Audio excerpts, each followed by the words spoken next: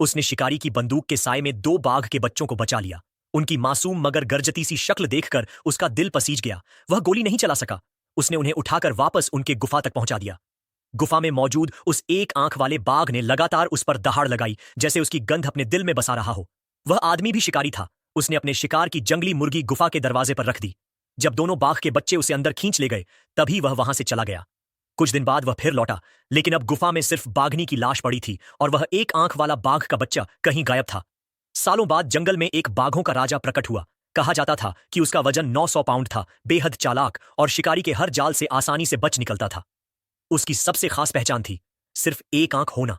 उस छोटे बाघ को बचाने के कुछ ही समय बाद वह आदमी ने शिकार करना छोड़ दिया, क्योंकि एक दिन उसकी बंदूक गलती से चल गई और उसकी पत्नी की मौत हो गई, बिल्कुल वैसे ही जैसे उसने बाघनी को एक ही गोली में मारा था। उसे लगा यह उसके पाप का फल है।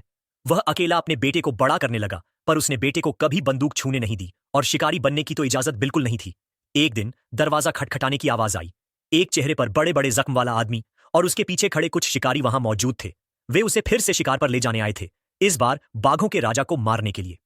उस बाघ के विशाल आकार ने एक सैन्य अधिकारी का ध्यान खींच लिया था, जिसने उसकी खाल के लिए 1 लाख